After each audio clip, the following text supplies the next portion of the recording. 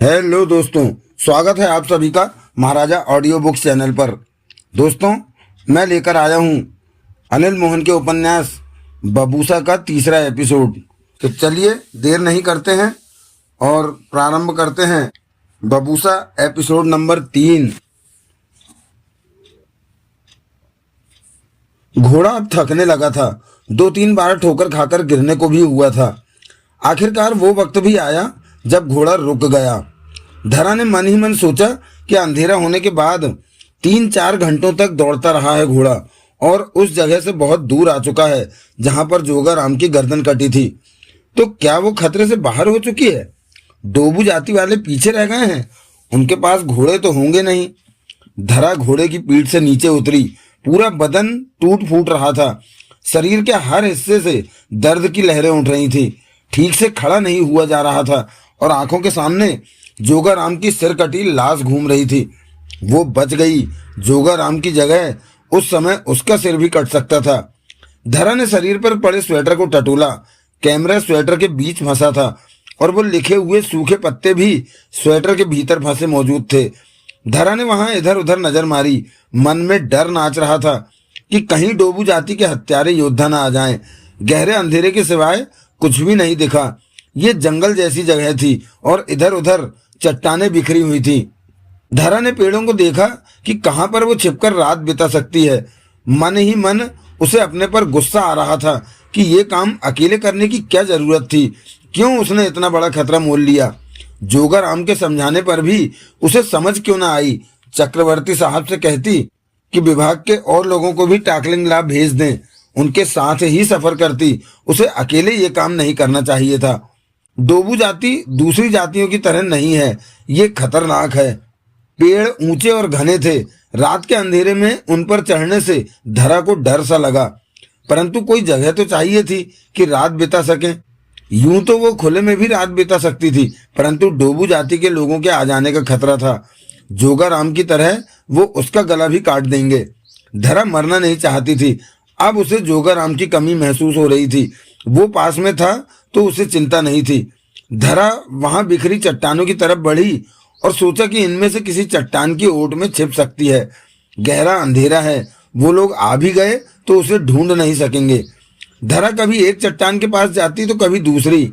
मुनासिब जगह देख रही थी कि कहां पर छिपे, जहां वो डोबू जाति वालों को नजर ना आ सके। तभी एक चट्टान के पास जा ठिठकी। वो उसे भीतर से खोखली सी लगी। रोशनी करके भीतर देखने का उसके पास कोई इंतजाम नहीं था। हाथों से चट्टान के मुंह को चेक किया तो पाया कि वो भीतर जा सकती है।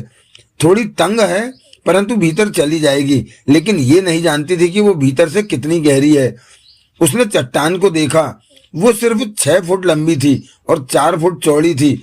ऐसे में भीतर अगर जगह खाली भी है तो वो पर्याप्त नहीं है। लेकिन डोबू जाति वालों से बचने के लिए इस वक्त इससे बेहतर जगह कोई और नहीं हो सकती थी। धरा डोबू जाति वालों से डरी हुई थी। जोगा राम का अंजाम उसने अपनी आंखों से देखा था। धरा सिकुड़कर चट्टान के भीतर जाने का प्रयत्न करने लगी। जगह वास्तव में तंग थी, ऊपर से गहरा अंधेरा था। 5 मिनट की चेष्टा के पश्चात वो चट्टान की खोह जैसी जगह के भीतर प्रवेश कर सकी, परंतु भीतर ज्यादा जगह नहीं थी। इतनी तंग जगह थी कि वो बेहद कठिनता से खुद को घुसा पाई। वहां सिर्फ बैठने की जगह थी, परंतु मन ही मन धरा ने सोचा कि शुक्र है जो उसे ये जगह मिल गई। अगर डोबू जाति वाले यहाँ आते हैं तो उसे ढूंढ नहीं सकेंगे। किसी तरह कठिनता से वो चट्टान के भीतर उकड़ू सी बैठ चुकी थी। वहां से उसे थोड़ा बहुत बाहर का नजारा दिख रहा था। उसने सिर आगे करके बाहर देखा तो कुछ दूरी पर उसे घोड़े की टांगें दिखाई दी। वो मध्यम सी आहट थी जिसकी वजह से धरा की आंख खुल गई। वो उसी तरह उकड़ू बैठे बैठे ही झपकी लगा बैठी थी और वो नहीं जानती कि कितनी देर वो सोई रही। अब आंखें बंद थीं, नींद में थी कि किसी मध्यम सी आहट पर तुरंत उसकी नींद टूट गई थी। डर की वजह से दिल धड़क उठा। बाहर कोई था, वरना उसकी नींद न टूटती आहट से। अगले ही पल ये सोचकर उसने राहत भरी सांस ली कि बाहर घोड़ा है, उसकी तरफ से कोई आहट उभरी होगी। चट्टान में फंसी बैठी धरा ने थोड़ा सा सिर झुकाया और बाहर देखा घोड़े की टांगे वहीं पर देखी जहां उसने पहले देखी थी। धरा जानती थी कि घोड़ा ऐसा जानवर है जो कभी बैठता नहीं, वो खड़े होकर ही नींद लेता है, खड़े रहकर ही आराम करता है, सब काम वो खड़े रहकर ही करता है। तभी धरा ने घोड़े को हिलते घूमते देखा। धरा सतर्क हो गई, तो क्या कोई है बाहर? तभी धरा के होठों से चीख निकलते निकलते बची। ठीक सामने मात्र 2 फुट की दूरी पर इस पत्थर के बाहर किसी की टांगे दिखी, घुटने से नीचे तक की टांगे। धरा फटी फटी आंखों से मुंह पर हाथ रखे उन पिंडलियों को देखती रही। सांस भी रोक लिया उसने। तो डोबू जाति वाले उसकी तलाश में यहां तक आ पहुंचे हैं। घोड़ा देखकर वो समझ गए होंगे कि वो आसपास ही है, वो उसे भी मार देंगे। उसी समय उस पत्थर के बाहर खड़ी टांगे वहां से हट गईं। धरा जान चुकी थी कि मौत का खतरा उसके सिर पर मंडरा रहा है। ये लोग उसे मार देना चाहते हैं। सहमी सी धरा ने सिर पीछे किया और उकड़ू सी बैठ गई। मन ही मन यही सोच रही थी कि क्या ये लोग उसे ढूंढ लेंगे। डर के मारे धरा का दिल जोरों से धड़कने लगा। मौत के खौफ से रह रहकर शरीर में कंपकपी दौड़ने लगती। जोगाराम की सिर कटी लाश घोड़े पर बैठी आंखों के सामने घूमी। धरा जानती थी कि इस मंजर को वो कभी नहीं भूल सकेगी। जोगाराम ठीक कहता था कि वो उन 5 की मौत को नहीं भूल पा रहा था जिन्हें डोबू जाति की तरफ लेकर गया था, और उसके देखते ही देखते एक व्यक्ति ने उनके सिर काट दिए थे। अब धरा समझ सकती थी कि जोगाराम ने तब कैसा दृश्य देखा होगा, उसे कैसा महसूस हुआ होगा। परंतु धरा लाख सोचने पर भी समझ नहीं पा रही थी कि जोगाराम की गर्दन किस हथियार के फेंकने से पलक झपकते ही कट गई। उसे वो हथियार नजर क्यों नहीं आया? ना ही उसे वार करने वाला दिखा जिसने कोई हथियार जोगाराम की तरफ फेंका था। धरा समझ चुकी थी कि डोबू जाति की तरफ जाना उसकी भारी भूल थी। ये लोग खतरनाक हैं, दरिंदे हैं, युद्ध कला में बहुत तेज हैं। ये किसी बाहरी व्यक्ति का अपनी तरफ आना पसंद नहीं करते। धरा को तारों वाला कमरा याद आया, वो मूर्ति याद आई जो चबूतरे पर खड़ी थी। डोबू जाति अन्य पुरानी जातियों से अलग है, रहस्यमय है। ये लोग पता नहीं ये करते क्या हैं और इनके जीने का मकसद क्या है। वो उनके वहां तक पहुंच गई तो अब ये लोग सजा के तौर पर उसे मार देना चाहते हैं। तभी धरा सिहर से उठी। बाहर उसे 2 लोगों के बात करने की आवाज आई। मध्यम सा स्वर उसके कानों तक पहुंच रहा था। समझ में नहीं आ रहा था कि वो क्या बात कर रहे हैं या फिर उनकी भाषा अलग थी जो उसकी समझ में नहीं आई। धरा सहम कर अपने आप में सिमट गई। जाने ये लोग कितने हैं, शायद उसे ढूंढे बिना न जाएं। घोड़े के पास ही छिपकर उसने गलती कर दी, उसे कहीं दूर जाकर छिपना चाहिए था। धरा वहीं दुबकी रही, अपनी मौत का इंतजार करती रही। दिन निकल आया। धरा का शरीर और अकड़ गया था, थकान भर गई थी। रात भर की कड़कती सर्दी ने उसकी हिम्मत को और भी तोड़ दिया था। वो एक पल के लिए भी सोई नहीं थी। वो नहीं जानती थी कि अब उस चट्टान के बाहर की स्थिति क्या है, वो लोग हैं या चले गए। सिर नीचा करके वो झांक कर देख चुकी थी कि अब घोड़े की टांगें उसे कहीं नहीं दिखाई दी थी। शायद वे लोग चले गए होंगे, घोड़ा भी ले गए होंगे, परंतु घोड़े के जाने की आवाज तो उसे नहीं आई थी। जो भी हो, धरा की हिम्मत नहीं थी कि उस चट्टान के भीतर से बाहर निकलती। वो यही सोच रही थी कि वो आसपास ही छिपे हैं और उसके बाहर आते ही उसे मार देंगे। डर उस पर सवार था। दिन और आगे बढ़ने लगा। धरा बार बार सूखे होंठों पर जीभ फेर रही थी, पेट पर हाथ रखे थी। भूख और प्यास ने उसकी ताकत छीन रखी थी। वो बेदम सी हो रही थी। थकान से पूरा शरीर दर्द हो रहा था। बाहर सर्द मौसम था, सूर्य नहीं निकला था और ठंडी हवाएं चल रही थी। धरा फैसला नहीं कर पा रही थी कि बाहर निकले या नहीं। डोबू जाति वाले बाहर छिपे तो नहीं होंगे। इस कश्मकश में उलझी पड़ी थी वो। दिन और आगे सरक गया। उसने कलाई पर बंधी घड़ी में वक्त देखा, 10 बज रहे थे। जब 11 बजे तो धरा ने बाहर निकलने की सोची। मन में यही चल रहा था कि कब तक इस तरह बैठी रहेगी। बाहर तो निकलना ही है उसे। घोड़ा भी नहीं दिखा उसे और धरा उस चट्टान के तंग मुहाने से बाहर निकली। बेहद कठिनता से सरक सरक कर थोड़ा सा कंधा भी छिल गया वो बाहर निकल आई। भय भरी निगाहों से वो हर तरफ देखने लगी। 5 मिनट तक वहीं रही। ना तो घोड़ा दिखा और ना ही डोबू जाति का कोई इंसान दिखा। वो खड़ी हो गई, अभी भी डरी हुई थी। ये जंगल जैसी जगह थी और सामने पहाड़ नजर आ रहा था। तेज ठंडी हवा की वजह से वो कांप रही थी, परंतु उससे भी ज्यादा वो ये सोचकर सिहर उठी कि उसे रास्ता नहीं मालूम। जाने वो किस तरफ से आई है और किधर जाना है। यहाँ सब रास्ते एक जैसे लग रहे थे। घोड़ा उसका मार्गदर्शक था, उसकी सवारी थी, उसका सहारा था, परंतु घोड़े को डोबू जाति वाले ले गए। धरा के चेहरे का रंग फक पड़ गया। किधर जाए? वो तो इस सुनसान जगह पर भटक कर मर जाएगी या डोबू जाति वालों के हाथ लग जाएगी और वो उसे मार देंगे। धरा तो जैसे पगलाई सी वहां खड़ी आसपास देखती रही। फिर जगह को समझने की चेष्टा में आगे बढ़ी और सोचने लगी कि रात किस तरफ से यहाँ पहुंची थी। घोड़ा यहाँ खड़ा था, वो उधर से आया होगा। हाँ, उधर से ही आया होगा। यहाँ पर वो घोड़े से उतरी। फिर उसने छिपने की जगह ढूंढनी शुरू। धरा की सोचें थम गईं। तभी उसे घोड़े की हिनहिनाहट सुनाई दी। खिल उठा धरा का चेहरा। घोड़ा है, यही है। घोड़े! धरा खुशी से चिल्ला उठी और उस तरफ बढ़ी जिधर से हिनहिनाहट आई थी। 3-4 मिनट में ही वो घोड़े के पास जा पहुंची। वो पेड़ों के पास टहल रहा था। मेरे प्यारे घोड़े! धरा की आंखों से आंसू निकल पड़े।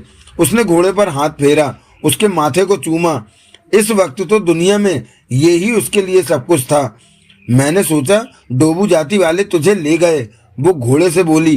फिर आंसुओं को साफ करती लगाम को संभालकर पीछे की तरफ किया और रकाब में पांव फंसाकर कठिनता से उसकी पीठ तक पहुंची।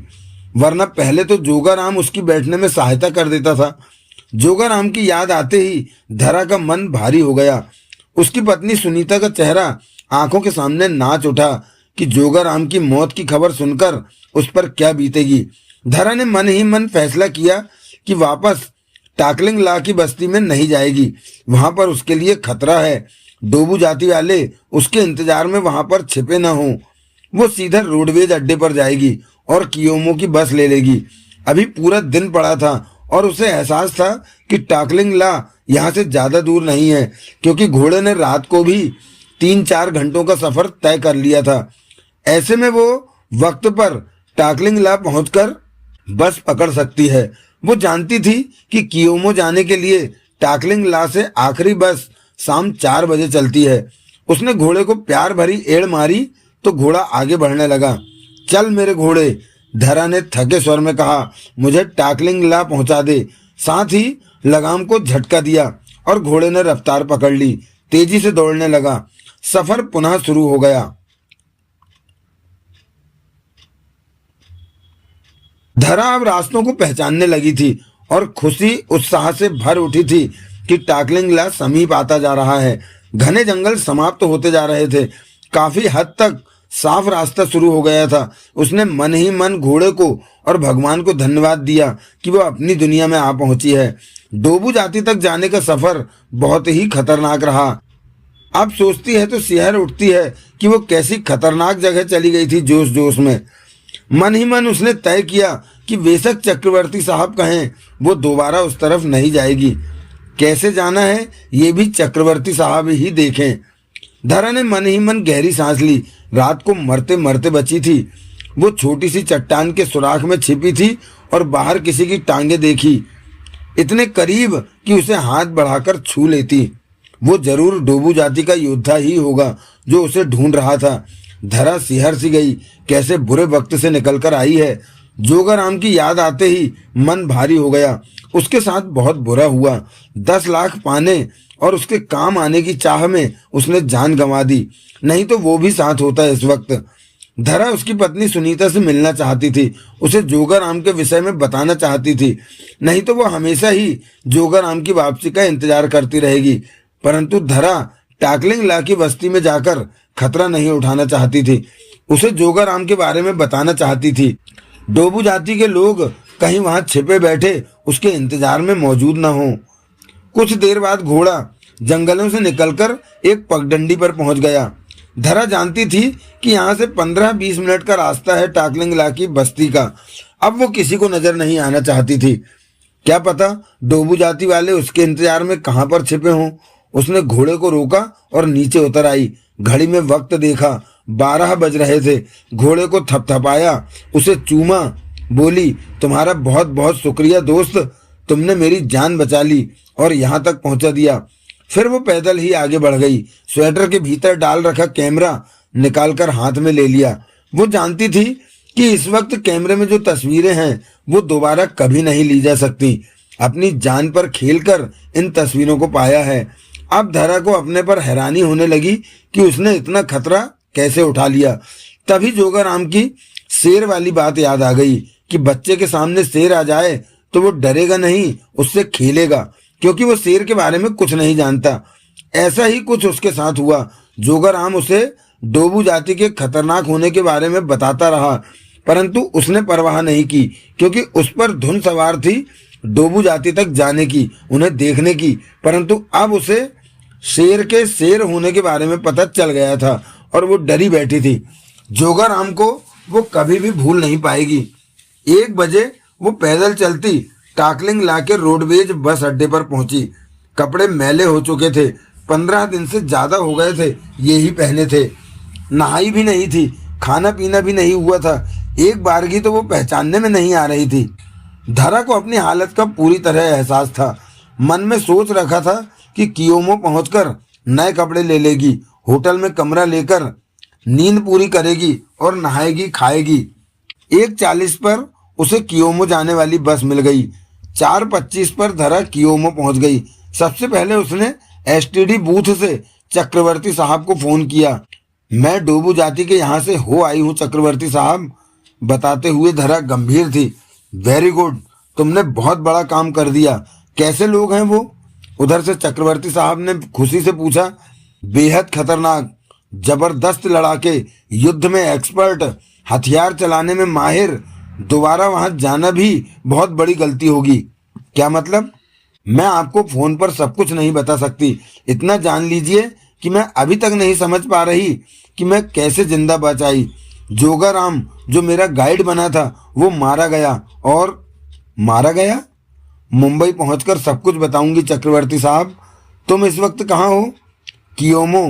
तुम प्लेन से फौरन मुंबई आ। ये पहाड़ी इलाका है, यहाँ प्लेन नहीं है, एयरपोर्ट नहीं है, लेकिन मैं जल्दी ही मुंबई पहुंच जाऊंगी।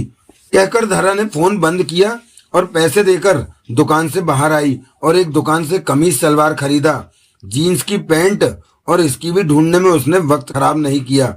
वो बुरी तरह थकी हुई थी। एक जगह से थोड़ा बहुत कुछ खाया और होटल में कमरा ले लिया। पैसे की उसे चिंता नहीं थी, पास में काफी पैसे थे। 5वें दिन धरा की ट्रेन मुंबई सेंट्रल रुकी। धरा स्टेशन से बाहर निकली। मुंबई पहुंचकर वो बहुत खुश थी। उसे यकीन नहीं आ रहा था कि सही सलामत वो वापस आ पहुंची है, परंतु ये सच था। जब भी डोबू जाति के बारे में सोचती तो मन सिहर उठता। जोगाराम याद आता तो मन पर बोझ सा आ जाता कि वो जान गंवा बैठा। कैमरा अभी भी उसके हाथ में था और शरीर पर कियोमो से लिया पहना कमीज सलवार था जो कि मैला हो चुका था। दूसरे हाथ में एक लिफाफा था जिसमें कि वो वाले 8 पत्ते थे जो कि सूखे हुए थे। उन पर कुछ लिखा था, परंतु वो बड़े बड़े पत्ते जाने कैसे थे कि सूखने के बाद भी मुड़ने पर टूट नहीं रहे थे। वो सलामत के सलामत रहते थे। स्टेशन के बाहर पब्लिक बूथ से धरा ने चक्रवर्ती साहब को फोन किया। अपना मोबाइल फोन तो संतराम के घर सामान के बैग के साथ ही छूट गया था। चूंकि मोबाइल पर फोन किया था तो फौरन ही चक्रवर्ती साहब से बात हुई। उनकी आवाज सुनते ही धरा ने खुशी भरे स्वर में कहा, चक्रवर्ती साहब, मैं मुंबई पहुंच गई हूँ। तुम्हारे लिए बुरी खबर है धरा। का क्या? धरा का स्वर कांप सा उठा। कल शाम किसी ने घर पर तुम्हारी माँ की हत्या कर दी। नहीं। धरा सिर से पांव तक कांप उठी। पुलिस मामले की छानबीन कर रही है, परंतु हत्या का अंदाज देखकर पुलिस का कहना है कि हो सकता है यह हत्या दुश्मनी की वजह से की गई हो। तुम लोगों की किसी से दुश्मनी तो नहीं थी? नहीं, मैं और मेरी माँ आराम से रहते थे, हमारा कोई दुश्मन नहीं था। धरा सुबह उठी। मैं अभी आ रही हूँ। अभी अभी पोस्टमार्टम के बाद बॉडी हमें मिली है, हम सब ऑफिस वाले साथ हैं और तुम्हारी माँ की बॉडी को लेकर घर पर ही जा रहे हैं। तुम घर पे ही आ जाना। कैसे मारा गया मम्मा को? धरा की आंखों से आंसू बह रहे थे। गला काट दिया गया, किसी तेज हथियार से ये किया गया है। गर्दन अलग पड़ी है और शरीर अलग। नहीं। धरा सिर से पांव तक कांप उठी। ये नहीं हो सकता। फटा फटा सा स्वर निकला। क्या मतलब? उधर से चक्रवर्ती साहब की आवाज आई। गर्दन अलग और बाकी का शरीर अलग? धरा का स्वर खरखरा रहा था। हाँ, ऐसा ही हुआ। तभी तो पुलिस कह रही ये तो डोबू जाति वालों के मारने का ढंग है। मैं समझा नहीं। चक्रवर्ती साहब, धरा डर से फपक पड़ी। ये डोबू जाति वालों के मारने का ढंग है। वो इसी तरह हत्याएं करते हैं। इस तरह की लाश मैं देख कर आ रही हूँ। वहां जोगाराम की लाश। वो मुझे भी मारना चाहते थे, परंतु मैं बच गई, भाग आई वहां से। लेकिन वो मेरे से पहले मुंबई पहुंच गए। उन्होंने मेरा घर ढूंढ लिया। ओह, हैरानी है। वो मुझे मारना चाहते हैं। वो मेरी जान के पीछे हैं। वो बहुत खतरनाक लोग हैं। वो धरा, तुम्हारी बात कुछ कुछ मैं समझ रहा हूँ, परंतु वो। चक्रवर्ती साहब, धरा आंसुओं भरे चेहरे को साफ करते कह उठी, आप सब लोग मिलकर मेरी माँ का अंतिम संस्कार कर दीजिए। डोबू जाति के लोग वहां आसपास हो सकते हैं। अगर मैं वहां पहुंची तो वो मुझे भी मार देंगे। वो मेरी ही जान लेना चाहते हैं। माँ की जान तो उन्होंने यूं ही ले। तुम चिंता मत करो, मैं पुलिस को बुला। पुलिस कुछ नहीं कर सकती उनके सामने। आप कुछ नहीं समझेंगे। मेरी माँ का संस्कार कर। लेकिन तुम कहाँ? मेरे पास कई जगह है रहने को। मैं आपको बाद में फोन करूंगी, कहकर धरा ने रिसीवर रख दिया। चेहरा मुरझा चुका था माँ की मौत के बारे में सुनकर और डोबू जाति के लोगों के मुंबई आ पहुंचने को लेकर। वो सोच रही थी कि बहुत फुर्ती दिखाई डोबू जाति के लोगों ने। उसके घर के बारे में कैसे पता चला उन्हें? तभी उसे ध्यान आया कि वो और जोगाराम जो बैग भागते वक्त पहाड़ पर चढ़ने से पहले वहां छोड़ आए थे, उसमें उसके ऐसे कार्ड थे जिन पर उसकी तस्वीर भी थी और पता भी लिखा था। वहीं से उसके घर का पता जाना होगा उन्होंने। तभी माँ की याद आ गई। एक माँ ही तो थी उसकी दुनिया में, वो भी अब नहीं रही।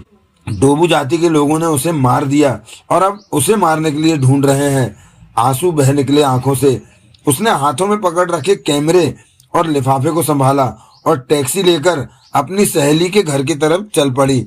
सोच रही थी कि उसके सामने ऐसे हालात आ गए हैं कि अपनी माँ का अंतिम संस्कार भी नहीं कर सकती। उसे पूरा यकीन था कि वहां पर डोबू जाति का कोई व्यक्ति जरूर मौजूद होगा कि वो उधर पहुंचे तो उसे खत्म कर दें, ताकि वो उनके बारे में किसी को न बता सके। वो बबूसा था जो पैदल ही सड़क किनारे फुटपाथ पर चलता जा रहा था और लोग भी आ जा रहे थे। एक तरफ दुकानें थी और दूसरी तरफ सड़क जिस पर तेजी से वाहन आ जा रहे थे। बबूसा का सांवला चेहरा शांत था इस वक्त। कमीज पैंट पहन रखी थी। शायद उसे कहीं पहुंचने की जल्दी थी, तभी तो तेज तेज कदम उठा रहा था। एकाएक बबूसा के मस्तिष्क को झटका सा लगा। वो ठिठक गया।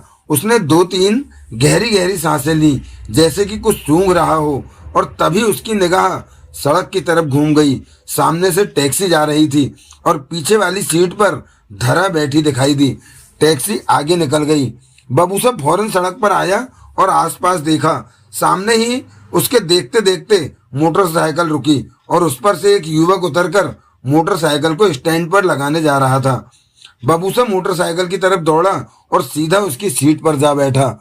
ये क्या कर रहे हो? मेरी मोटरसाइकिल! बबूसा ने युवक को धक्का दिया।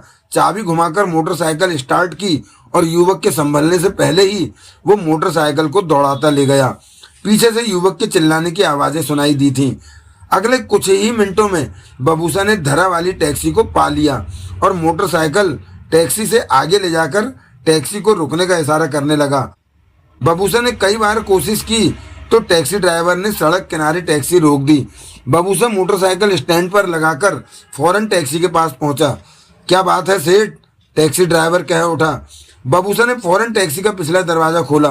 धरा, जो पहले से ही परेशान थी, ये सब होता पाकर सहम सी गई थी। क्या है? धरा के होठों से निकला।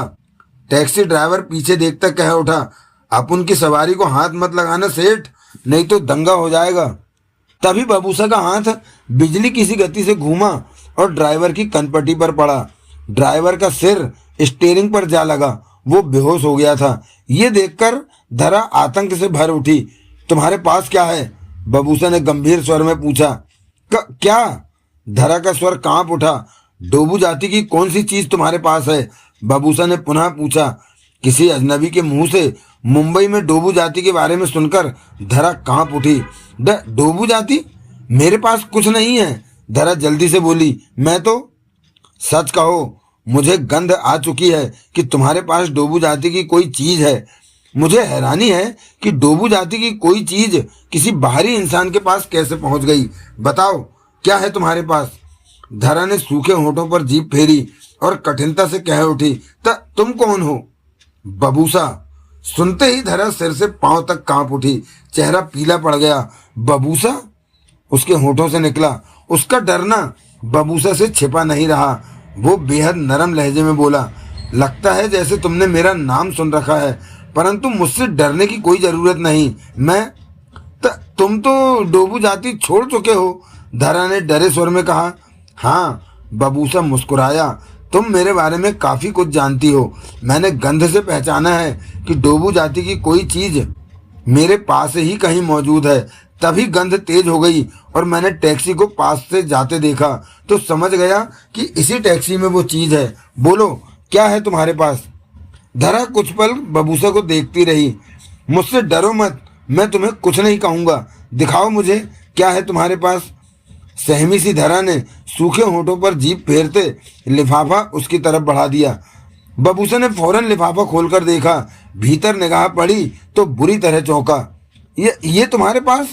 बबूसा के होठों से निकला। धरा और भी डर गई। किसने दिया ये तुम्हें? मैं लाई हूं, डोबू जाति से, धरा ने भय से खरखराते स्वर में कहा। तुम डोबू जाति के भीतर गई? पहाड़ों के भीतर? बबूसा के चेहरे पर अजीब से भाव उभरे। धरा ने सहमति से सिर हिलाया। गई और वहां से बाहर आ गई? किसी ने तुम्हें देखा नहीं? बबूसा हैरान था। देखा, परंतु उस रात पूरा चांद निकला हुआ था और डोबू जाति के सब लोग पेट के बल लेटे हुए। समझ गया। बबूसा के होंठ भिज गए।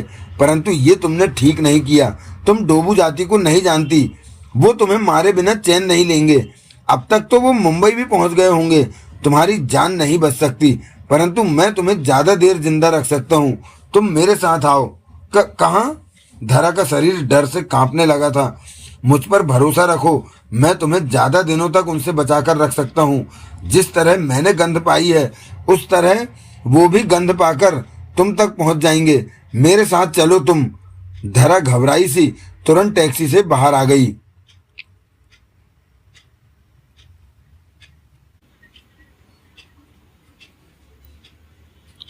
बबूसा धरा को होटल के कमरे में ले आया। धरा के चेहरे पर घबराहट और परेशानी नाच रही थी। बबूसा ने उसे पानी पिलाकर पूछा, कुछ खाओगी? भूख तो है पर खाने का मन नहीं है, धरा ने कुर्सी पर बैठते हुए कहा। ठीक है, बाद में खा लेना। अब मुझे सब कुछ बताओ कि तुम डोबू जाति तक कैसे पहुंची और क्या हुआ। धरा व्याकुल हो उठी। बबूसा को देखा। तुम किसी भी बात की चिंता मत करो, मेरे पास तुम ज्यादा देर तक सुरक्षित रहोगी। ज्यादा देर तक? मैं समझी नहीं। धरा ने सूखे होठों पर जीभ फेरी। डोबू जाति वाले तुम्हें जिंदा नहीं छोड़ेंगे, परंतु मैं तुम्हें उनसे ज्यादा देर तक बचा सकता हूँ, बबूसा ने कहा। ज्यादा देर तक? मतलब कि तुम मुझे उनसे बचाए नहीं रख सकते? ज्यादा देर तक बचाए नहीं रख सकता, बबूसा ने सोच भरे स्वर में कहा। पहले मुझे बताओ कि तुमने क्या किया। धरा ने सारी बात सच सच बता दी। बबूसा ने सब कुछ सुना और गंभीर हो गया। उन्होंने मेरी माँ को मार दिया। धरा की आंखों से आंसू निकल गए। मेरी माँ ने उनका क्या बिगाड़ा? वो तब तक सबको मारते रहेंगे जब तक कि तुम्हें न मार दें, बबूसा बोला। सबको मारने का क्या मतलब? जो तुम्हारी पहचान के हैं, तुम्हारे करीबी हैं, वो ऐसा ही करते हैं। अपने शिकार को वो बुरी तरह डरा देते हैं कि घबराहट में शिकार सामने आ जाए। तुम उनके ठिकाने के भीतर झांक आई हो। ये बात किसी को भी पसंद नहीं आएगी। मैंने नहीं सुना कभी कि कोई बाहरी व्यक्ति वहां पहुंचा हो और जिंदा बचा हो। ऐसे लोगों को वो तुरंत मार देते हैं। अगर वो रात पूरे चांद की रात न होती तो उन्होंने तुम्हें उसी वक्त मार देना था, लेकिन उस वक्त वो रानी तासा के आदर में खुद को समर्पित किए हुए थे और उठ नहीं सकते थे। रानी तासा कौन? बबूसा ने धरा को देखा, कहा कुछ नहीं। रानी तासा कौन है? इस बात से तुम्हारा कोई मतलब नहीं कि रानी तासा कौन है, बबूसा बोला। तुम्हें अपने बारे में चिंता करनी चाहिए। डोबू जाति के योद्धा तुम्हारी जान लेने के लिए मुंबई पहुंच चुके हैं। ये भी जान लो कि वो कभी भी असफल नहीं होते, सफल होकर ही वापस लौटते हैं। मतलब कि वो तुम्हारी जान लेकर ही रहेंगे। धरा का चेहरा भय से पीला पड़ गया। तुम मुझे बचा लोगे ना? ज्यादा देर तक नहीं। ज्यादा देर तक क्यों नहीं? वो ज्यादा हैं, उनकी संख्या ज्यादा है। मैं तुम्हें कितना भी बचाने की कोशिश कर लूं, परंतु उनका कोई न कोई वार तुम पर चल ही जाएगा। वार करने में वो माहिर हैं। बात सिर्फ मेरी होती तो मैं खुद को बचा लेता, परंतु हर पल तुम्हारा ध्यान भी तो नहीं रख सकता। उनका कोई न कोई वार चल जाएगा तुम पर। मैं मरना नहीं चाहती। कोशिश करूंगा कि उनसे तुम्हें ज्यादा देर तक बचा सकूं, बबूसा ने गंभीर स्वर में कहा। सच बात तो यह है कि इसमें मैं सारी गलती तुम्हारी ही मानता हूँ। डोबू जाति के घर तक तुम्हें जाना ही नहीं चाहिए था। डोबू जाति की दुनिया में तुम्हारे दखल की गुंजाइश थी ही नहीं। सारी गलती ही तुम्हारी है। मैं नौकरी ही ऐसी करती हूँ कि ऐसी जगहों पर मुझे जाना पड़ता है, धरा थके स्वर में बोली। जिसकी नौकरी करती हो उससे कहो कि डोबू जाति के योद्धाओं से तुम्हें बचा ले। मैं सरकारी नौकरी करती तो सरकार से कहो तुम्हें बचा ले। बबूसा मुस्कुरा पड़ा। धरा बबूसा को देखने लगी। तुम्हें कोई नहीं बचा सकता। तुम वहां जाकर बहुत बड़ी गलती कर चुकी हो। डोबू जाति को यह पसंद नहीं कि तुम उनके बारे में दूसरे लोगों को बताओ। वो गुमनाम रहना चाहते हैं। यहाँ की दुनिया में वो दखल नहीं देते और यहाँ के लोगों का दखल चाहते भी नहीं अपने में। तुमने उनके भीतर झांका है तो अब तुम्हारी सजा मौत है। मैंने तो सुना है कि बबूसा डोबू जाति का सबसे खतरनाक आदमी है, धरा बोली। तो तुम उन्हें मार सकते हो जब वो मुझे मारने आए। मुझे बचा सकते हो। जरूर बचाऊंगा, उन्हें मार दूंगा, परंतु उनकी संख्या ज्यादा है। वो मरते रहेंगे, आते रहेंगे और कभी भी उनका सफल वार तुम पर हो जाएगा। वो अकेले शिकार की तरफ नहीं बढ़ते, झुंड बनाकर शिकार को घेरते हैं। अब वो मुंबई 10-5 की संख्या में मौजूद नहीं होंगे, बल्कि उनकी संख्या ज्यादा होती जा रही होगी। तुम तक पहुंचने में उन्हें जितनी देर हो रही है उतने ही योद्धा डोबू जाति से मुंबई पहुंच रहे होंगे। तुम्हें अभी उनकी ताकत का अंदाजा नहीं। तुम्हारा मतलब कि वो तुमसे ज्यादा ताकतवर हैं? बेशक उनकी संख्या ज्यादा है तो वो मुझसे ज्यादा ताकतवर हो जाते हैं, परंतु बात मेरी होती तो वो मुझसे कभी भी मुकाबला नहीं कर सकते। उन्हें शिकस्त देने का तरीका मुझे आता है, क्योंकि मैं भी वहीं का हूँ और वो भी वहीं के हैं। वो मेरे से डरते हैं, परंतु जब उनका समूह बन जाता है तो मैं कमजोर हो जाता हूँ।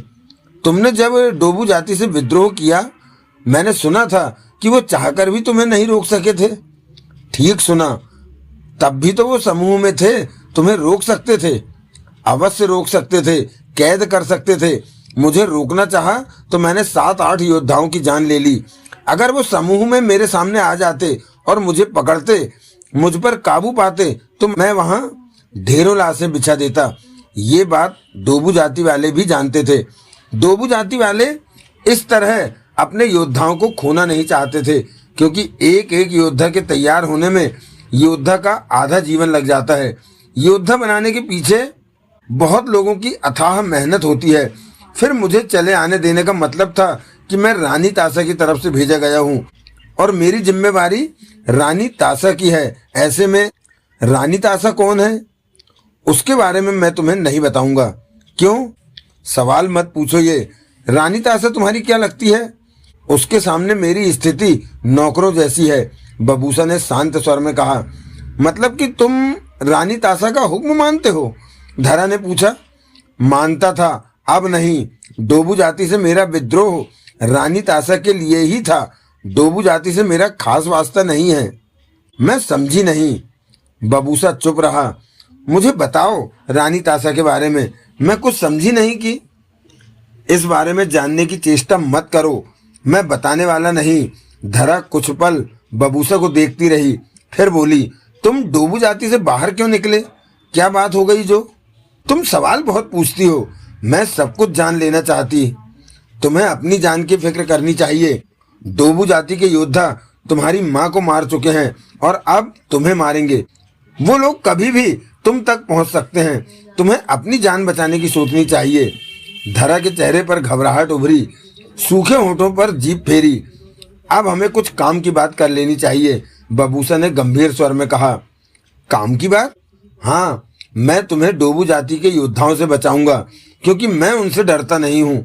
मैं नाराज भी हूँ उनसे, इसलिए जो भी तुम्हारे को मारने आएगा मैं उसका मुकाबला करूंगा। ऐसा करके मैं तुम पर कोई एहसान नहीं करूंगा, परंतु इसके बदले में मैं तुमसे कोई सहायता चाहता हूँ, बबूसा ने कहा। कैसी सहायता? मुझे एक आदमी की तलाश है। उसका पता क्या है वो मैं नहीं जानता। कि फिर तो कठिन बात है उसे तलाश कर पाना। तुम्हारे पास उसका पता भी नहीं है, धरा ने कहा। उसका नाम देवराज चौहान है और वो चोर है। चोर है? हाँ, बड़ी बड़ी चोरियां करता है वो। ये नाम तो मैंने कभी भी नहीं सुना, धरा ने सोच भरे स्वर में कहा। लोगों से पूछो, पता चल जाएगा, बबूसा बोला। एक चोर से तुम्हें क्या काम? मेरा अपना मतलब है उससे। उसका फोन नंबर भी नहीं है? नहीं, चोर के बारे में तो पुलिस ही बता सकती है। धरा ने बबूसा को देखा। इस बारे में पुलिस से पूछना पड़ेगा। ये तुम्हारा काम है, तुम जानो कि पुलिस से कैसे पूछना है। तुम मेरा ये काम करो, मैं तुम्हें डोबू जाति के योद्धाओं से बचाऊंगा। धरा गंभीर निगाहों से बबूसा को देखने लगी। क्या सोच रही हो? बबूसा ने पूछा। अनजाने में मैंने कितनी बड़ी मुसीबत मोल ले ली। इस मुसीबत से तुम कभी भी बाहर नहीं आ सकोगी। मैं कोशिश करूंगा कि तुम्हें ज्यादा देर तक बचाए रख सकूं। धरा बेचैन हो उठी। क्या अब तुम कोई काम करना चाहती हो? हाँ, कैमरे से तस्वीरों के प्रिंट निकलवाने हैं, फोटोग्राफर की दुकान पर जाकर। मैं हर पल तुम्हारे साथ रहूंगा और तुमने मेरे पास रहना है, तभी तुम बची रह सकती हो। लेकिन इस बात की गारंटी तब भी नहीं है। डोबू जाति वाले दूर से ही अपने शिकार पर जानलेवा वार करने में माहिर हैं। मुझे भूख लगी है, धरा सोच भरे स्वर में कह उठी। अभी खाना मंगवा देता हूँ। धरा ने फोटोग्राफर की दुकान से कैमरे में मौजूद तस्वीरों के प्रिंट निकलवाए। सब तस्वीरें डोबू जाति की थीं। उन तस्वीरों को देखकर धरा को डोबू जाति का वह सफर याद आ गया। जोगाराम याद आया तो माँ की मौत भी याद आई। वो महसूस कर चुकी थी कि उसकी जान पूरी तरह खतरे में है। बबूसा के बारे में पहले से ही सुन चुकी थी, इसलिए बबूसा पर उसने यकीन कर लिया था कि वो उसे बचा सकता है, परंतु वो भी इस बात की गारंटी नहीं ले रहा था। यही कहा कि ज्यादा लंबे समय तक उसे बचा के रखेगा, मतलब कि आखिरकार वो मरेगी ही। इस वक्त धरा कुछ भी नहीं समझ पा रही थी कि क्या करे क्या नहीं। जब तक वो फोटोग्राफर की दुकान पर रही, बबूसा दुकान के बाहर मौजूद रहा।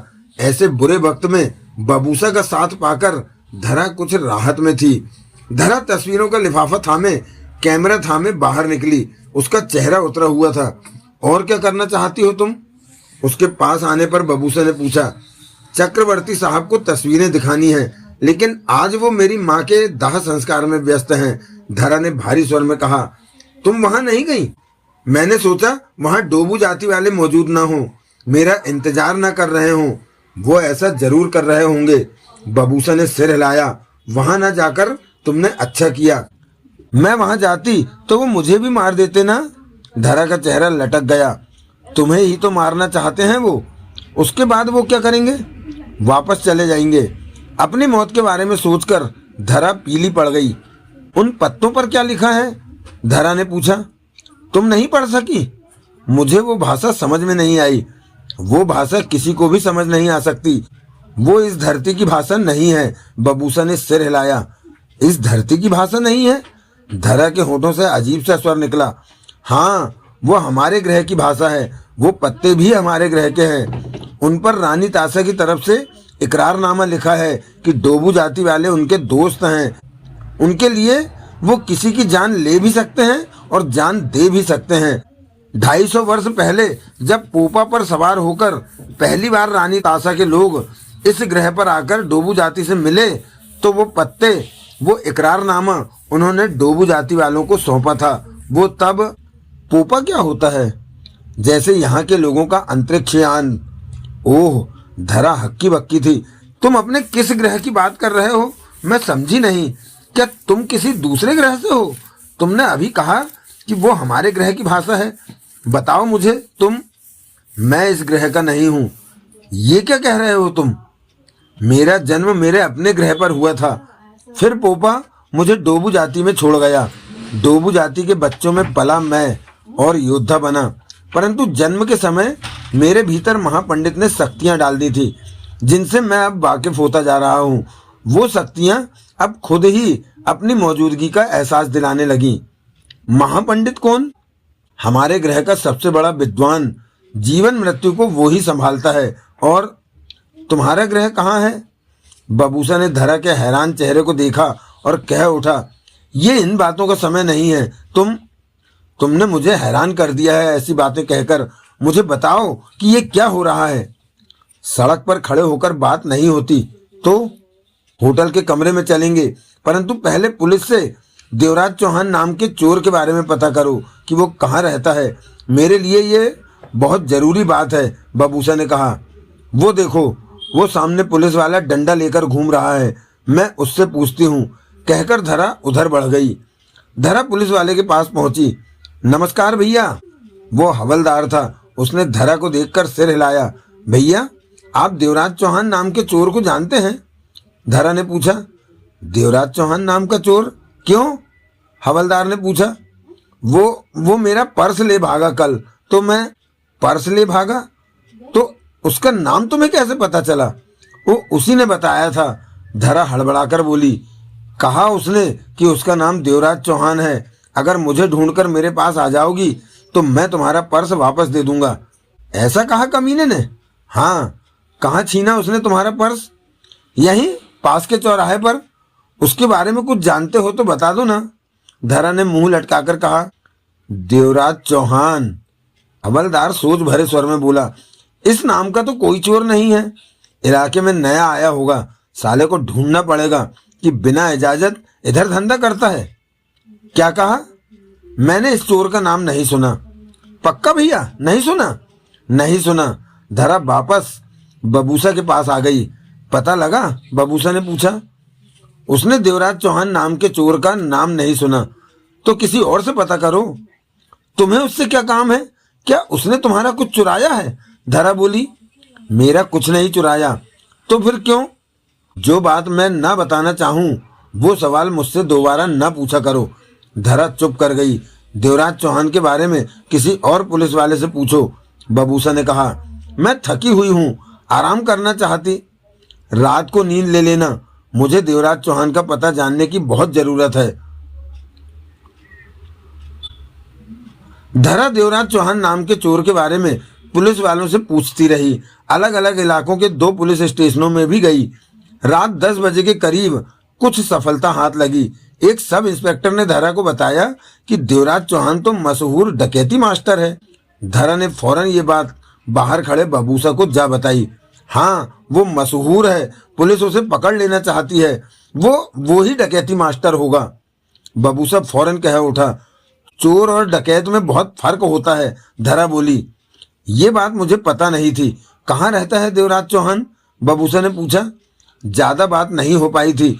उस पुलिस वाले ने बताया वो डकैती मास्टर है, तो ये बताने तुम्हारे पास आ गई। मैं अभी उससे और बातचीत करके पता करती हूँ, कहकर धरा पुलिस स्टेशन में चली गई। बबूसा बाहर ही मौजूद रहा। करीब 1 घंटे बाद धरा बाहर आई। क्या पता लगाया? उसके पास आते ही बबूसा ने पूछा। कोई पुलिस वाला नहीं जानता कि देवराज चौहान कहाँ रहता है। वो पुलिस से हमेशा छिपा रहता है। सब इंस्पेक्टर ने बताया कि इंस्पेक्टर वानखेड़े के हाथ में उसका केस है।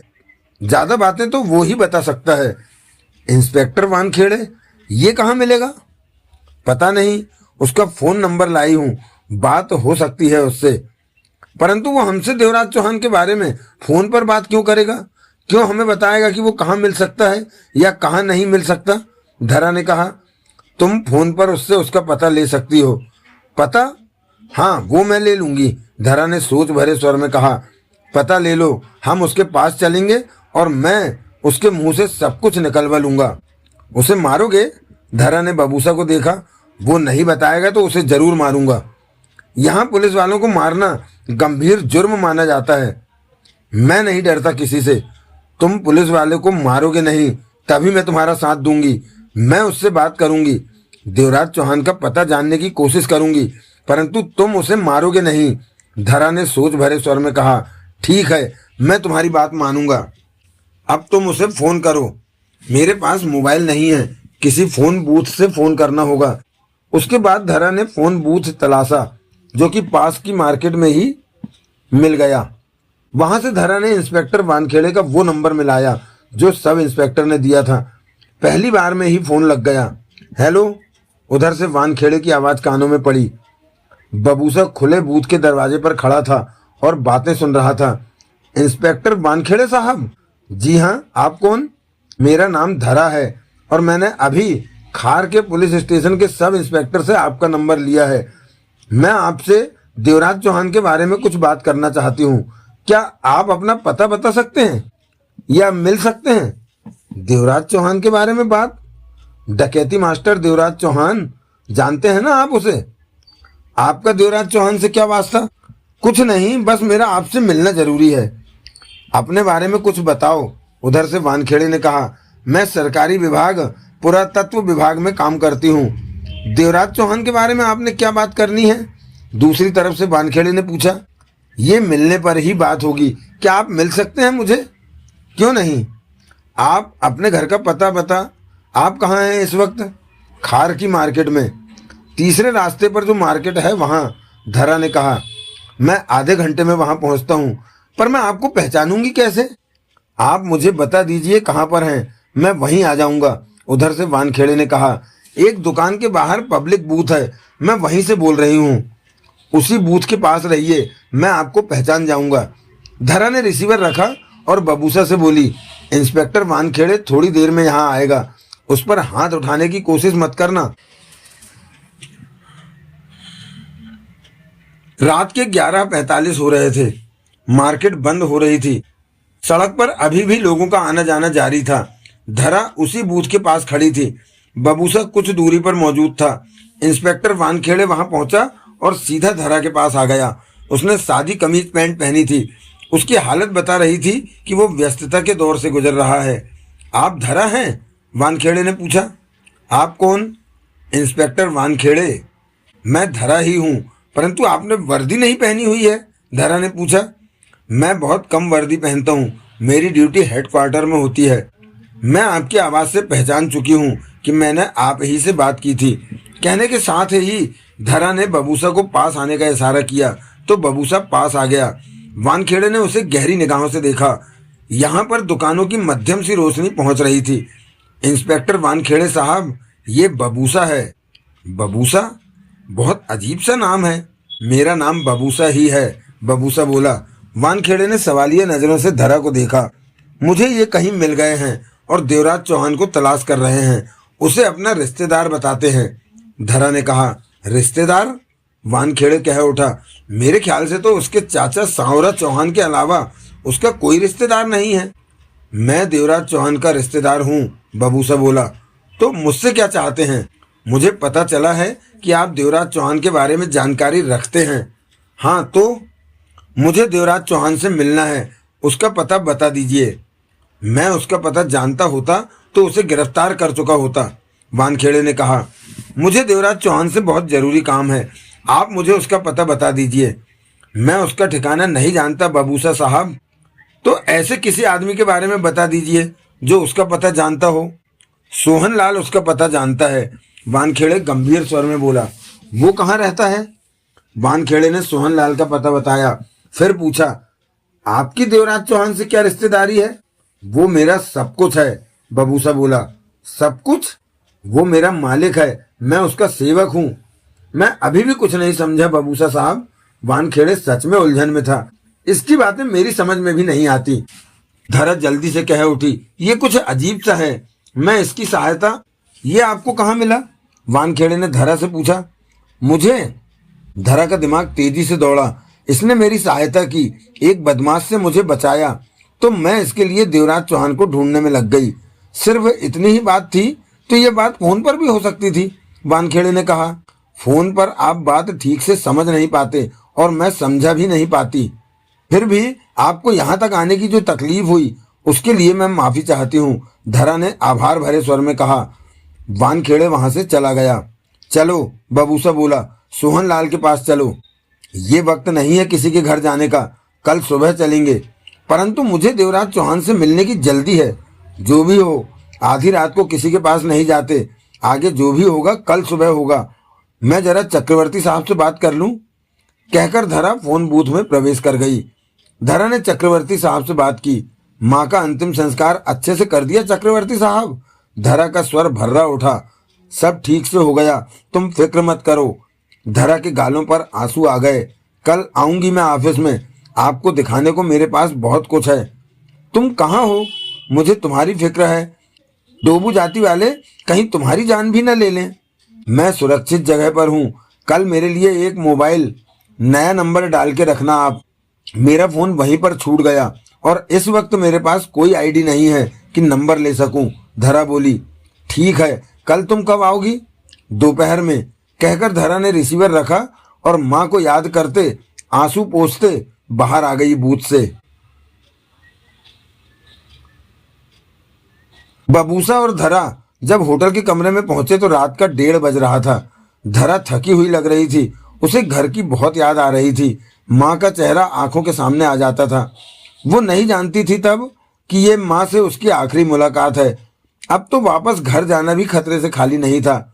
डोबू जाति का कोई योद्धा अवश्य उसके घर पर नजर रख रहा होगा कि शायद वो माँ की मौत की खबर सुनकर या वैसे ही घर आ पहुंचे। धरा थकी हारी कुर्सी पर जा बैठी। तुम्हें भूख लगी होगी? बबूसा ने पूछा। तुम्हें नहीं लगी? नहीं, मुझे भूख पर काबू करना आता है। मैं महीना भर बिना खाए रह सकता हूँ। अब कुछ खाओगे ना? नहीं, बबूसा अपनी कमीज उतारता बोला। मैं नहाने जा रहा हूँ, फिर समाधि लगानी है। तुम्हारे लिए खाने को बोल दूं? हाँ।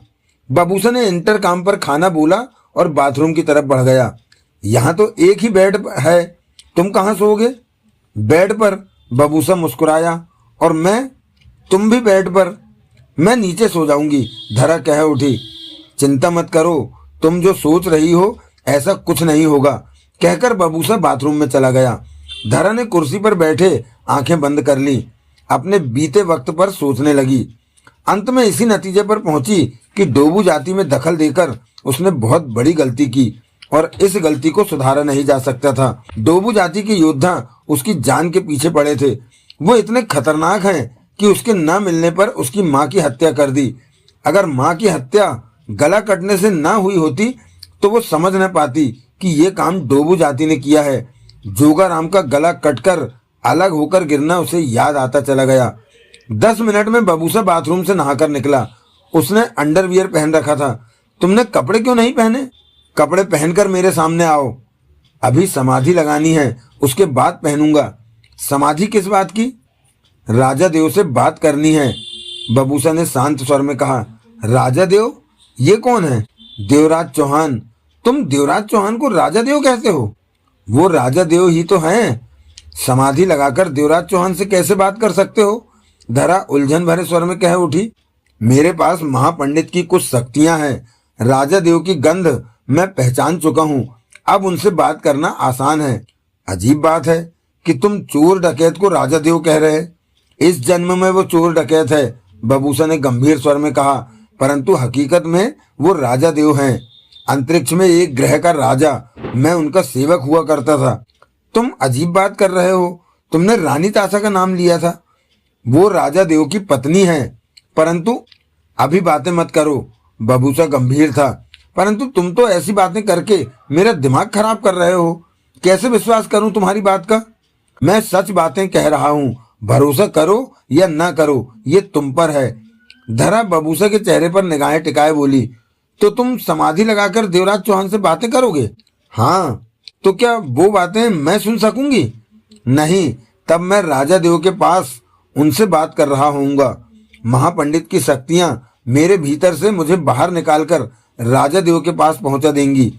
तब समाधि लगाए मेरे शरीर में सिर्फ सांसें चलती रहेंगी।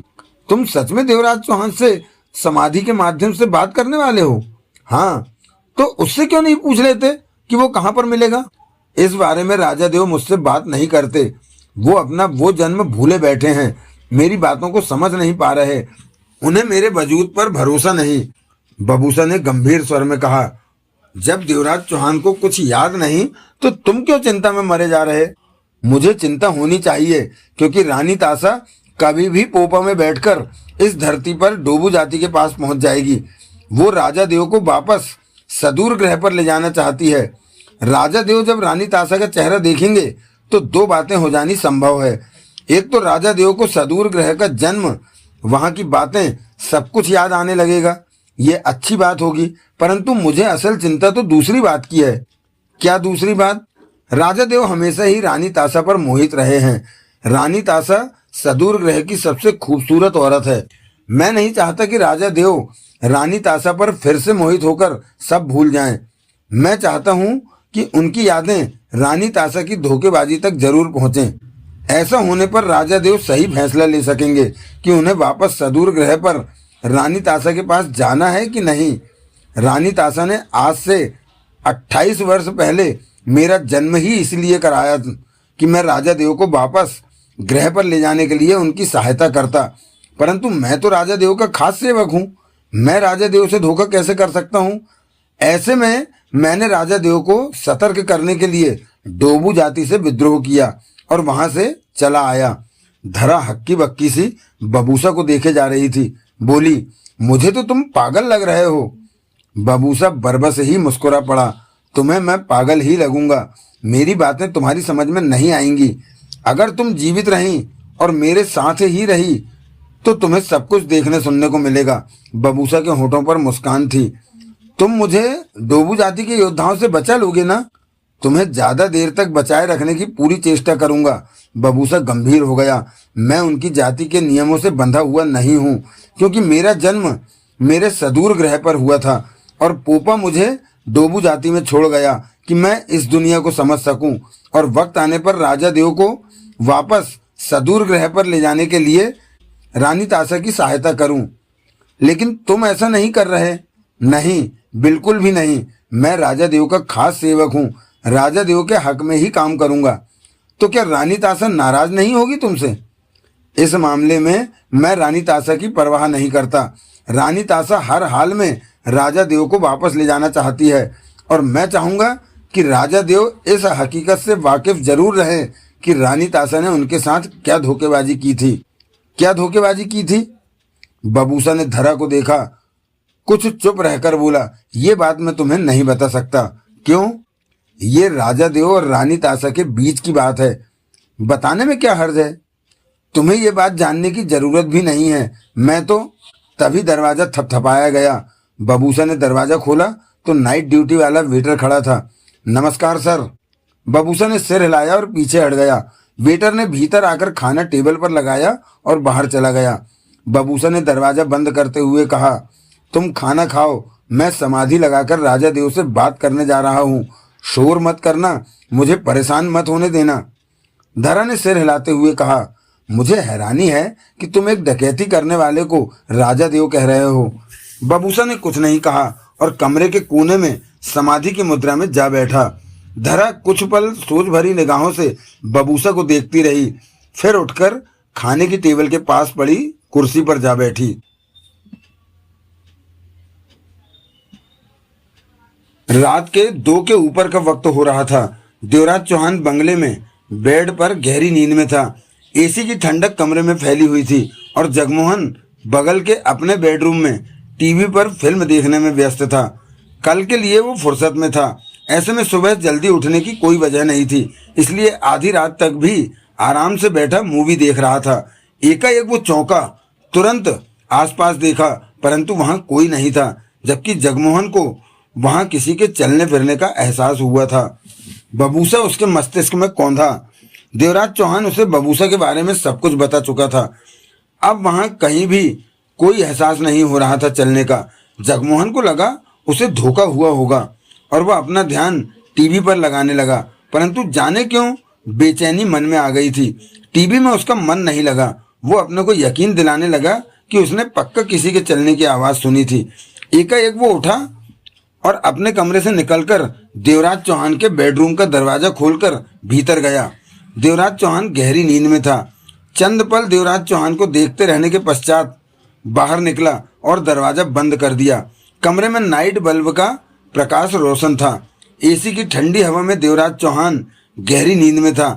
तभी कमरे में किसी के चलने की आवाज़ उभरी, परंतु देवराज चौहान सोया रहा। फिर एक तरफ का बेड कुछ दबा, जैसे कि कोई उस पर बैठा हो। राजा देव, एकाएक बबूसा की मध्यम सी आवाज़ उभरी।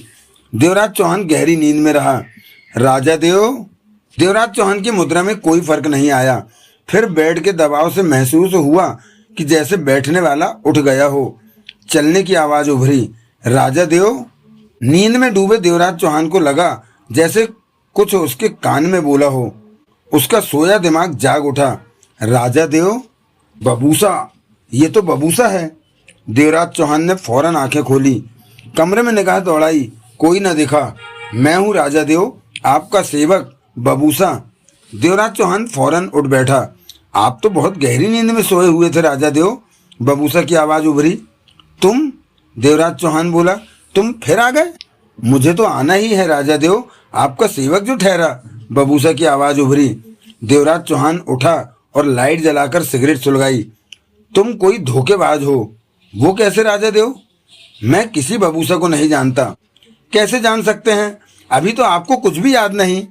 जब आप रानी ताशा का चेहरा देखेंगे तो उसके बाद से आपको याद आना शुरू होगा। रानी ताशा पोपा में बैठकर कभी भी इस ग्रह पर पहुंच सकती है। रानी ताशा आपको वापस ले जाने के लिए यहाँ आ रही है, लेकिन आपने तब तक वापस नहीं जाना है जब तक कि आपको सदूर ग्रह का वो जीवन याद ना आ जाए। रानी ताशा ने आपको धोखा दिया था। ये ठीक है कि रानी ताशा पश्चाताप की आग में जल रही है, परंतु आपको पूरी जानकारी होनी चाहिए कि उसने आपके साथ क्या किया था। मैं नहीं चाहता कि आप धोखे में रहकर उसके साथ वापस सदूर ग्रह पर चले जाएं और बाद में जब आपको रानी ताशा की उस सच्चाई का पता लगे तो आप परेशान हो जाएं।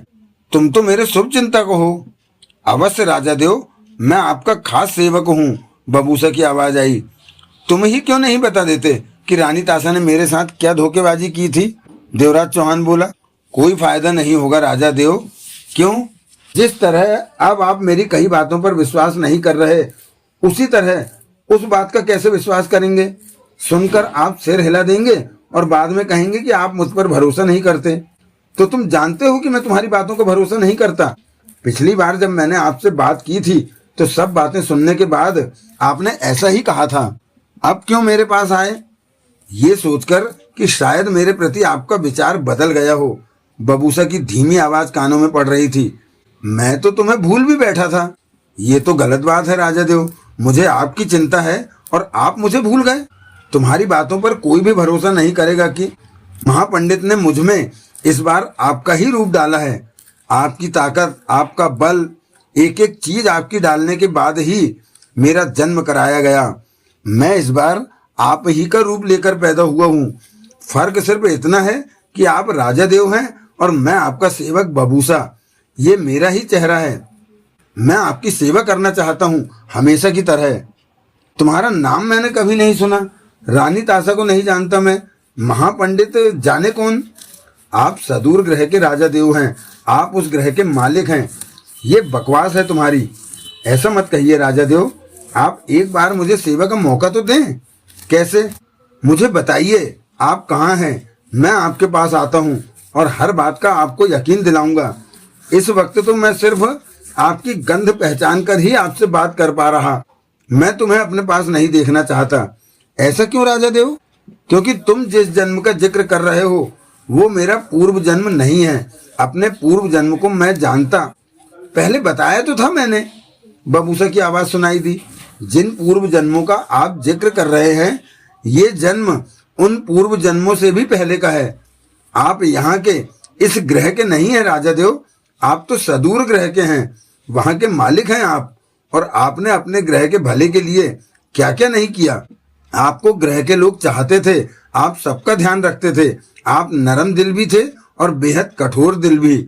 आप तुम्हारी बातें मेरी समझ से बाहर हैं, क्योंकि आपको अभी उस जन्म का कुछ भी याद नहीं। रानी ताशा को देखने पर ही आपको सब कुछ याद आ जाएगा। देवराज चौहान ने कुछ नहीं कहा। आप मुझे बता क्यों नहीं देते कि आप कहाँ रहते हैं? मैं तुम्हें जानता नहीं, तुम जाने किस इरादे से मुझे तलाश कर रहे। मैं आपका सेवक हूँ और आपके भले के लिए आपके पास आना चाहता हूँ। हो सकता है तुम ठीक कह रहे हो, परंतु मैं तुम्हारे बारे में कुछ नहीं जानता। तुम्हारे इरादों का मुझे पता नहीं। सिर्फ यही बात है? यही बात है। ठीक है, मैं आपको सतर्क कर रहा हूँ कि अगर कोई औरत आपके सामने आकर कहे कि वो रानी ताशा है तो उस पर मोहित मत हो जाइएगा राजा देव। वो बहुत खूबसूरत, ये बात तुम पहले भी बता चुके हो। जवाब में मैंने भी तुम्हें कहा है कि मेरा दिल मेरी पत्नी नगीना के पास है। उसके अलावा मैं किसी औरत को उन निगाहों से नहीं देखता, बेशक कोई भी मेरे सामने। ये तो अच्छी बात है राजा देव, परंतु मैं आपको सतर्क कर रहा हूँ, जो भी खुद को रानी ताशा कहे उस पर दीवाने मत हो जाइएगा। वो आपके सदूर ग्रह पर आपकी पत्नी रही है और आपको तकलीफ देह धोखा दे चुकी है। वो बेहद खतरनाक है, उसके प्रेम जाल में कभी मत फंसिएगा। वो आपको सदूर ग्रह पर वापस ले जाने के लिए आ रही है। मुझे खुशी होगी कि अगर आप ग्रह पर जाने को तैयार हो जाएं, परंतु मैं चाहता हूं कि आप अपने होशो हवास में ये फैसला लें। तब आपको पता होना चाहिए कि रानी ताशा ने क्यों आपको सदूर ग्रह से बाहर फेंकवा दिया था। देवराज चौहान चुप रहा। मेरी बात समझ रहे हैं ना राजा देव? हाँ, परंतु मुझे तुम्हारी किसी बात का यकीन नहीं है। कोई बात नहीं, मेरी बातों को आप हमेशा याद रखें। आने वाला वक्त आपको यकीन दिला देगा कि आपके सेवक की कही हर बात सच है। मैं सिर्फ आपका भला चाहता हूँ। हो सकता है हमारी मुलाकात रानी ताशा से पहले हो जाए। वो कैसे? मैं आपको तलाश करने की भरपूर चेष्टा कर रहा हूँ। इंस्पेक्टर वानखेड़े को जानते हैं आप? वानखेड़े? देवराज चौहान बुरी तरह चौंका। तुम उसे कैसे जानते हो? मैं आपको तलाश कर रहा हूँ राजा देव। ऐसे में मुझे पता चला कि इंस्पेक्टर वानखेड़े आपके बारे में कुछ बता सकता है, तो मैं उससे मिला। उसे यही कहा कि मैं आपका रिश्तेदार हूँ और आपके बारे में पूछा। फिर क्या बताया उसने? बबूसा की आवाज नहीं आई। बबूसा? देवराज चौहान ने पुकारा। हाँ राजा देव। वानखेड़े ने तुम्हें क्या बताया? राजा देव, बबूसा का गंभीर स्वर सुनाई दिया। आपसे झूठ नहीं कहना चाहता, सच बोलूंगा नहीं। तुम मुझे राजा देव कह रहे हो और मुझे पूछी गई बात का सही जवाब नहीं दे रहे, क्योंकि मुझे आपका सहयोग नहीं मिल रहा। कैसा सहयोग? आप मेरी बातों पर यकीन नहीं कर रहे और उस जगह के बारे में नहीं बता रहे जहां आप रहते हैं। ऐसे में मैं अपनी खोजबीन के बारे में आपको बताकर सतर्क नहीं करना चाहता। तुम मुझ तक नहीं पहुंच सकते। वानखेड़े के माध्यम से तो बिल्कुल भी मुझे तलाश नहीं कर सकते। बबूसा की आवाज नहीं आई। देवराज चौहान भी कुछ नहीं बोला। मैं अब जाऊं राजा देव? हाँ, तुम जाओ, देवराज चौहान ने गंभीर स्वर में कहा। जो मैंने समझाया है उस बारे में सतर्क रहिएगा राजा देव। रानी ताशा के बारे में कह रहे हो? जी हाँ, मैं आपको फिर याद दिला देता हूँ कि मैं आपका सच्चा सेवक हूँ। आपके एक इशारे पर अपनी जान दे सकता हूँ और दूसरों की जान ले सकता हूँ। मैं फिर आऊँगा राजा देव। उसके बाद बबूसा की आवाज़ नहीं आई। बबूसा? देवराज चौहान ने पुकारा, परंतु बबूसा की आवाज़ नहीं आई। देवराज चौहान समझ गया कि बबूसा जा चुका है। दूसरे कमरे से टीवी की मध्यम सी आवाज़ें आ रही थी। स्पष्ट था कि जगमोहन अभी तक जाग रहा है। देवराज चौहान उठा और दरवाजा खोलकर बाहर निकला। जगमोहन को फिर से बबूसा के इस तरह आने के बारे में और उसकी कई बातें बताना चाहता था। देवराज चौहान के लिए बबूसा पहेली की तरह बन गया था, जिसकी बातें वो सुन तो पा रहा था परंतु समझ में नहीं आ रही थी।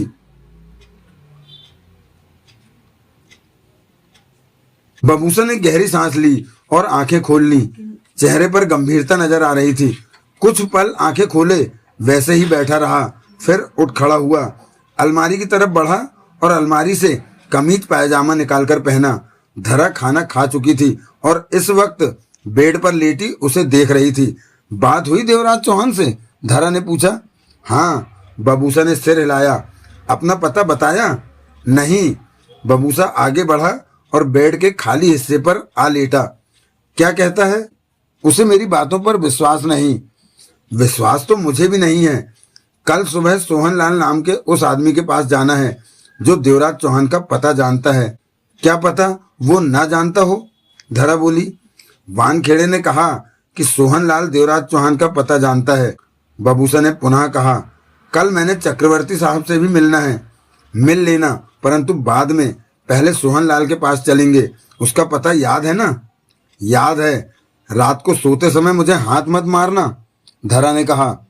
बाद में कहो कि मैं नींद में था। ऐसा कुछ करने का इरादा रखते हो तो नीचे जाकर सो लो, या फिर मैं नीचे सो जाओ। मेरा हाथ तुम्हें नहीं लगेगा।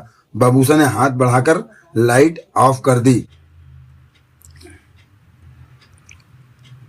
बबूसा और धरा सोहनलाल के फ्लैट पर पहुंचे। दिन का 1 बज रहा था। धरा ने कालबेल बजाई। कुछ पलों बाद नानिया ने दरवाजा खोला। दोनों को देखा। कहिए, नानिया कह उठी। सोहनलाल जी से मिलना है, धरा बोली। क्यों?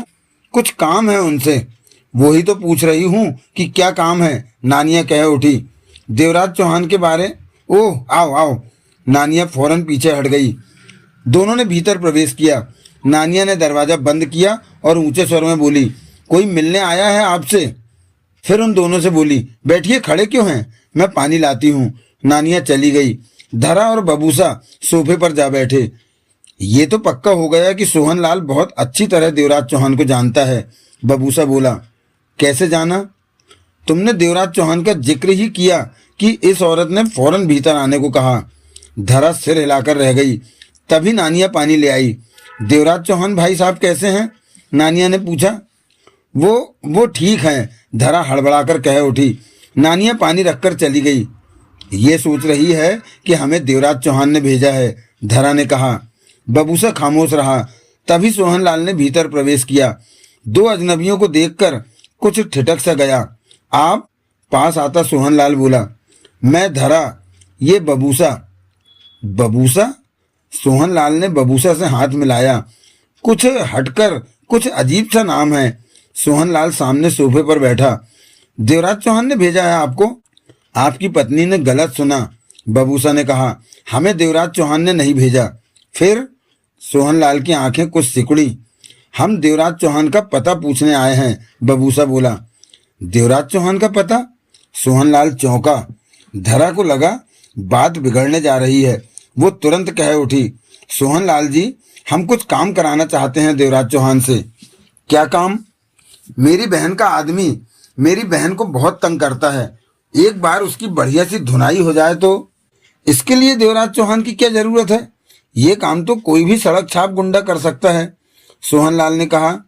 हाँ, हम किसी गुंडे को जानते नहीं जो ये काम कर। मैं किसी का नंबर दे देता हूँ, उससे ये काम करवा लो, सोहनलाल बोला।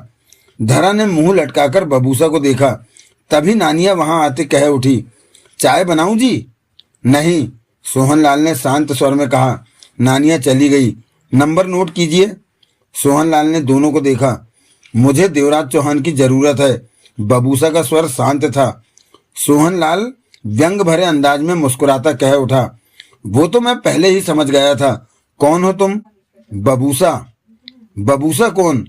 तुम मेरे बारे में कुछ नहीं समझ सकते। समझाऊंगा तब भी नहीं। मैं देवराज चौहान से मिलना चाहता हूँ। नहीं मिल सकते। क्यों? कोई खास वजह होनी चाहिए मिलने की, जो मुझे समझ आ सके। किसने बताया कि देवराज चौहान को जानता? इंस्पेक्टर वानखेड़े ने। वानखेड़े? सोहनलाल चौंका और सतर्क दिखने लगा। तुम लोगों को वानखेड़े ने मेरे पास भेजा? उसने तुम्हारा पता बताया था। चले जाओ यहाँ से। सोहनलाल खड़ा हो गया। मैं तुम लोगों से अब कोई बात नहीं करना चाहता। धरा फौरन खड़ी हो गई, परंतु बबूसा बैठा रहा। सोहनलाल को देखता रहा। एकाएक सोहनलाल को बबूसा खतरनाक लगा। बैठ जाओ, बबूसा बोला। तुम चले जाओ। मैंने कहा बैठ जाओ। मैं इस तरह जाने वाला नहीं। आराम से बैठकर मेरे से बातें करो। मुझसे तुम्हें देवराज चौहान का पता मालूम नहीं। बैठ जाओ सोहनलाल। उलझन में फंसा सोहनलाल बैठ गया। उसी पल धरा भी बैठ गई। वो कुछ बेचैन दिखी। तुम मेरे बारे में जानना चाहते हो? बबूसा बोला। हाँ, हिमाचल के लाहुल स्पीति इलाके में बर्फीले पहाड़ों के बीच डोबू जाती रहती है। मैं वहीं से आया हूँ। और मेरा संबंध एक अन्य ग्रह से है। मैं वहां का रहने वाला हूँ। अन्य ग्रह से? सोहनलाल अजीब से स्वर में कह उठा। हाँ, मैं तुम्हें पहचान चुका हूँ। तुम पूर्व जन्म में देवराज चौहान के साथ थे। गुलचंद नाम होता था तुम्हारा तब। हाँ, सोहनलाल हैरान हो उठा। तुम देवराज चौहान के खास हो? तो मैं देवराज चौहान के उस पूर्व जन्म से पहले के जन्म से वास्ता रखता हूँ। उससे भी पहले के जन्म से? सोहनलाल के होठों से निकला। हाँ, सदूर नाम के ग्रह से वास्ता है मेरा।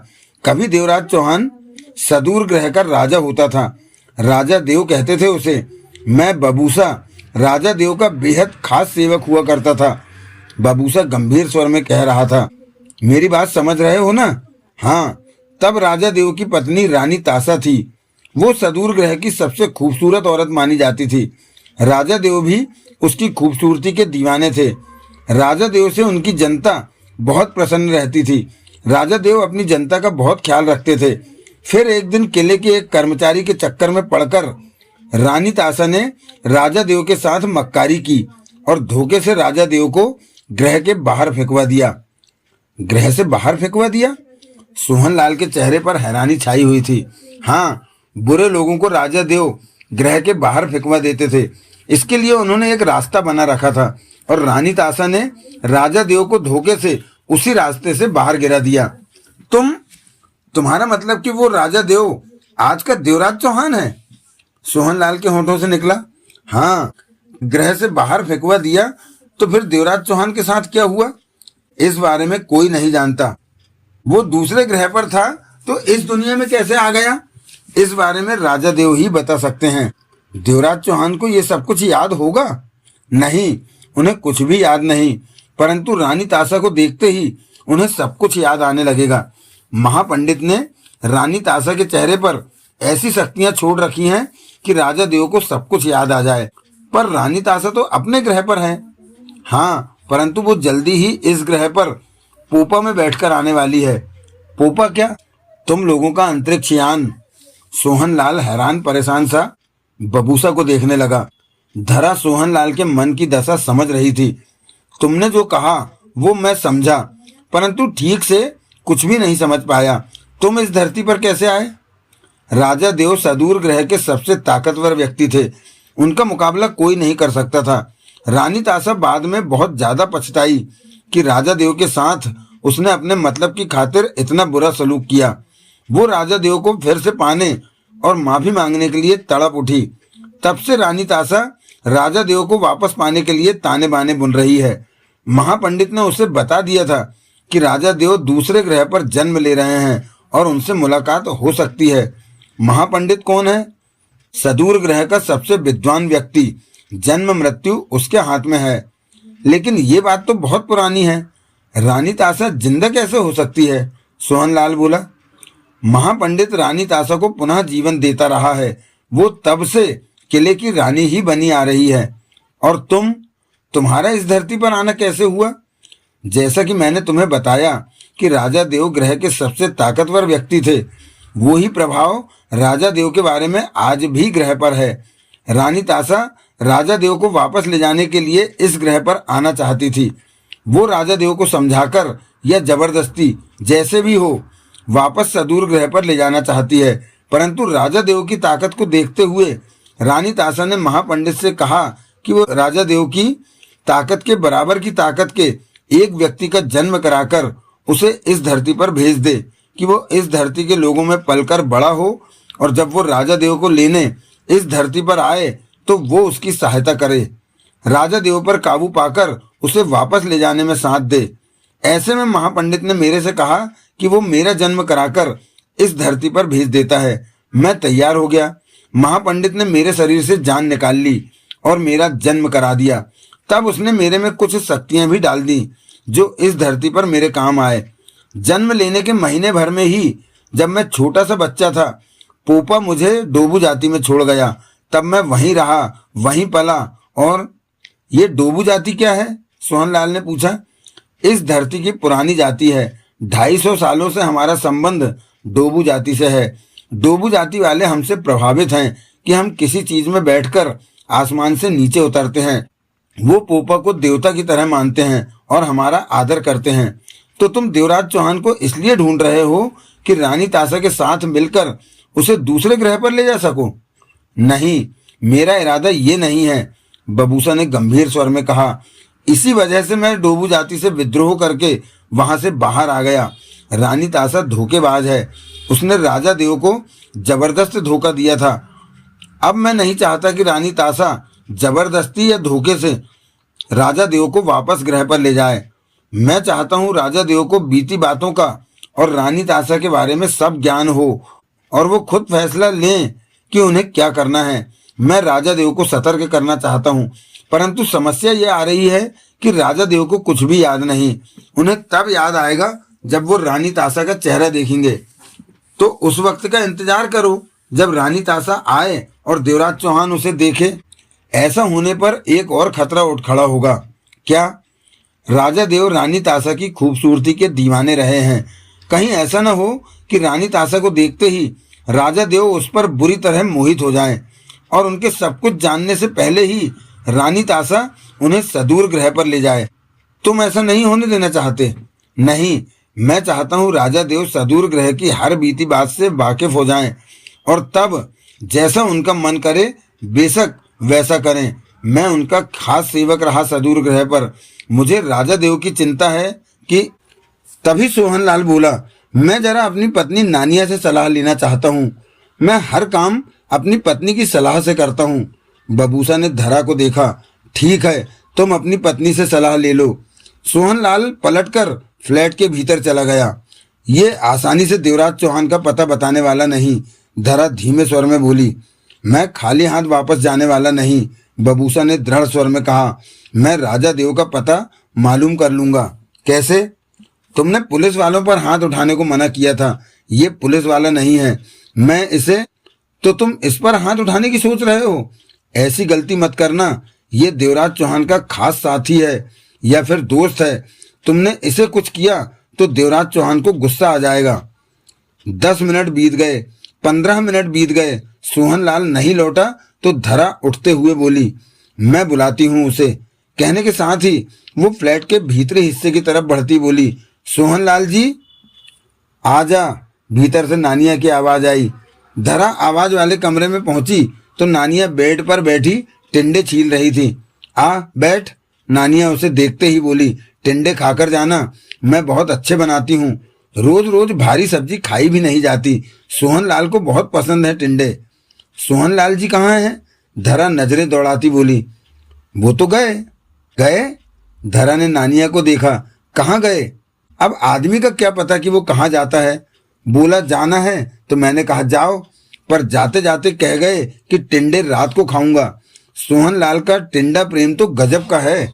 हम वहां बैठे हैं, सोहनलाल जी घर से बाहर नहीं गए। बाहर जाने का दरवाजा उधर से ही है। वो यहीं कहीं छिपे पीछे के दरवाजे से गए हैं। नीचे का फ्लैट सोहनलाल ने तभी तो लिया था कि कभी जाना पड़े तो चुपचाप चला जाए। नानिया मुस्कुराई। उधर है पीछे का दरवाजा। धरा ने उस तरफ जाकर देखा। पीछे का दरवाजा खुला हुआ था। वो समझ गई कि सोहनलाल पीछे के दरवाजे से खिसक गया।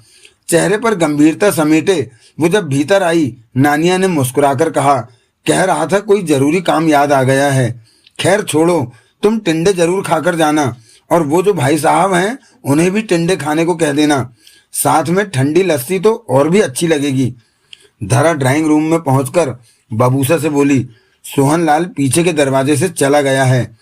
ये सुनते ही बबूसा के चेहरे पर कठोरता के भाव उभरे। तुम चिंता मत करो, वो ज्यादा देर घर से बाहर नहीं रह सकता। हम शाम को रात को फिर आएंगे, उससे जानकर ही रहेंगे कि देवराज चौहान कहाँ पर रहता है। तब तक मैं चक्रवर्ती साहब से मिल लेती हूँ। तुम साथ ही रहोगे ना मेरे?